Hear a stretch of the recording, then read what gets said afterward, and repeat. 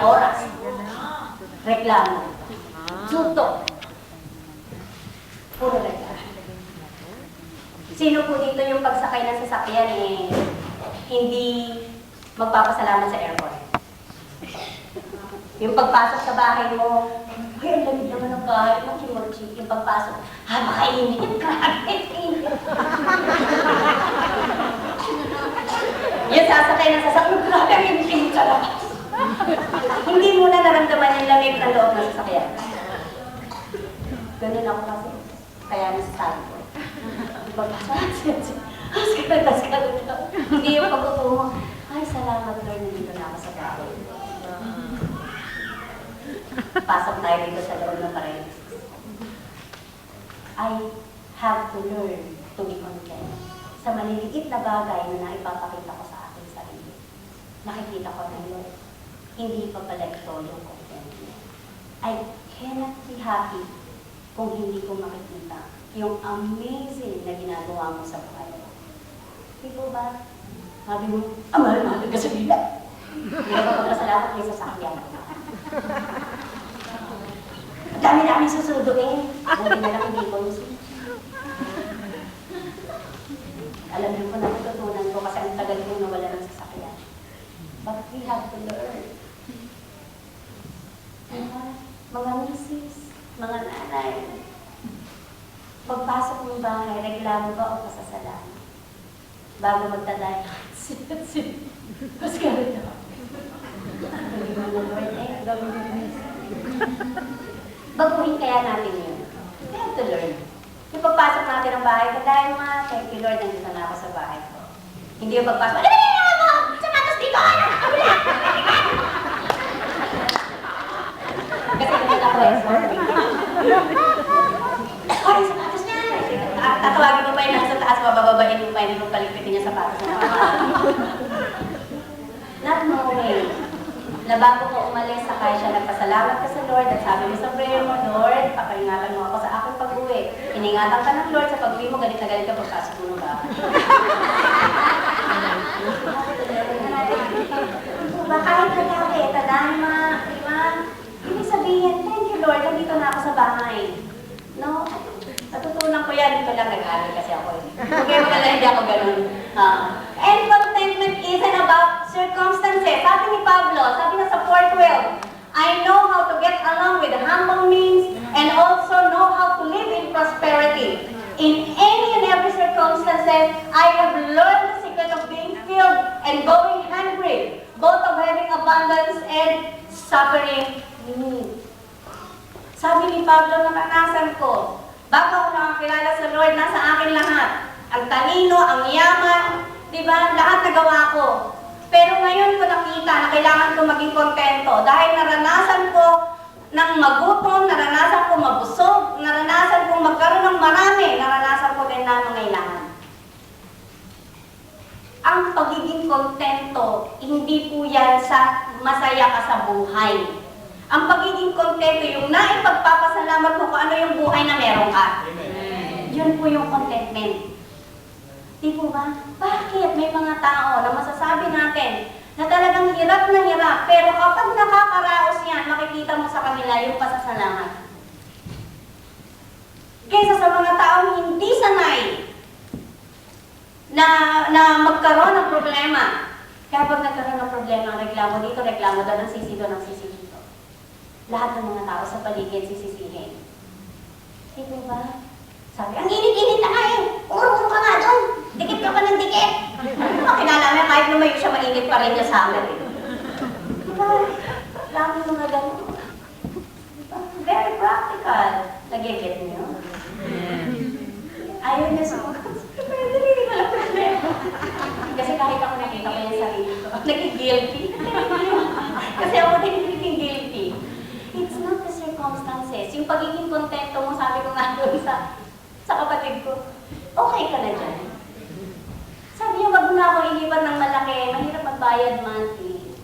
At hindi rin siya nagsasain. Sabi ko, bakit hindi ka nagsasain? Ay, bibili pa ako ng gas, mahal ng gas. Bibili pa ako ng, magsasaksak pa ako ng rice cooker. Eh, samantalang nandun nga lang naman sa tabi nila ang SM.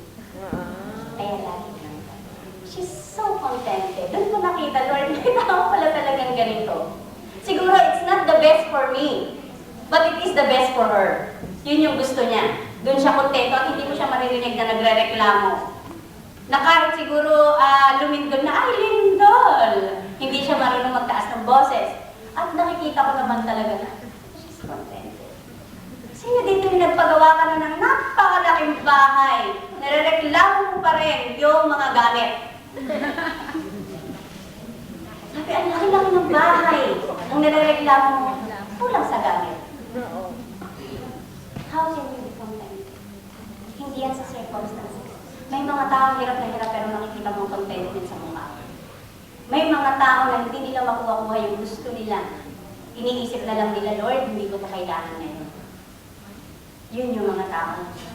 May kakontentuhan sa buhay. At ano pa yung sinasabi? Contentment is only found in God. Kaya nasabi ni Pablo, ang verse na ito na laging ginagamit sa kung saan-saan, na kung titignan natin yung buong magkakadikit, it's all about contentment. Kaya sinasabi dito na I can do all things through Him who strengthens me because I am contented. Kaya ako nakikita ngayon na lahat ng binibigay na sa akin, hindi ito kalakasan na para makapaglinis ako, kailangan ko ng strength. Sabi na, I can do all things through Christ who strengthens me. Hindi ito ginagamit sa paglilinis. Ginagamit ito, I can do all things through Christ who gives me strength. Ibig sabihin ito, magagawa ko na lahat kasi kontento na ako sa buhay ko. Bakit ako nagiging kontento? Kasi si Lord na nagpo-provide. I only found out na si Lord lang pala ang pwede magbigay sa akin ng contentment. Kailangan makita natin yun. Na si Lord ang nagpo-provide. Na si Lord, nung nakilala ko ang Panginoon, ang unang ibinigay niya sa akin yung maging kontento ako sa buhay ko. Yung dati, pagod na pagod ako ng kahanap ng kung ano-ano. Pero minsan, hindi ko nakita sa sarili ko na ako ay kontento.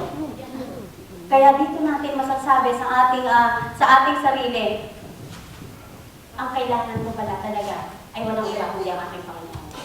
Para malaman ko na ako ay kontento. At kapag sinabi kong you are contented, siguro pwede mo nang i-lessen ng konti yung pagiging reklamador. Kasi po, doon na tayo, alam niyo po, pag lagi ka pa lang nagre-reklamo, no? Hindi makikita sa mukha ng tao yung nakareklamo, yung nagre-reklamo habang nakangiti. Nawawala yung ngiti pala pag reklamo ka na reklamo. No? Hindi mo makikita, samantalang yung tao, na hirap na siya, basta ngiti lang siya ng ngiti at hindi siya nagre-reklamo, parang mas masaya siya doon sa tao kahit anong meron. Pero reklamo naman.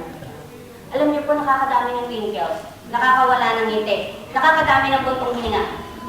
Kapag tayo po ay lagi nagre-reklamo.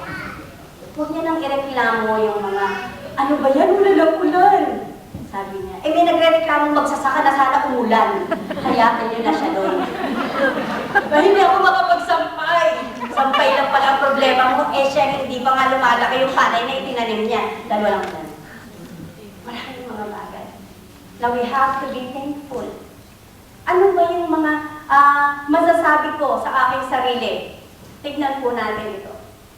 Sinabi po ito sa quotation, sabi niya, when Christ revealed Himself, there's a satisfaction in the smallest portion. Sabi nga, and without Christ, there is emptiness in the greatest fullness. Kahit punong-puno ka, ang dami-dami mo, empty yung buhay mo pag wala ang Panginoon sa buhay. Sino dito yung kumikita ng araw? Na napakalalaki. Bakit hindi ka naging masaya? Tapos ngayon nakilala mo, Lord, walang-wala ka na and you're aging. Masaya ka. Lord, kasama na ako. Mga bata, masaya pa kayo ngayon, bata pa kayo. Hindi na ako pwedeng magpakiwas. Diba? Hindi na ako pwedeng, bili mo ako. Diba? Pag sinabi baby ko, sarili ko sweldo. Diba? Pero masasabi ko ngayon, masaya ako. Kahit na sa akin si Lord. Kahit nawawalan ako. Kaya masarap marinig, bakit ang saya-saya mo kahit katulong ka lang? Alam mo, sabi ng katulong namin, wala akong pinangahawakan iba kundi ang ating Diyos. Na everyday na sinuswerte niya, pinagpapasalamat niya sa Panginoon. Nabibigyan mo siya ng sambiyakoyen. Bakit thank you? No? Samantala tayo, sambiyakoyen lang. Pero siya, thank you. Doon natin nakikita yung kontento, itong taong ko. Sabi, contentment makes poor men rich, discontent make rich men poor. Maraming mayaman, hindi sila kontento sa buhay. Diba?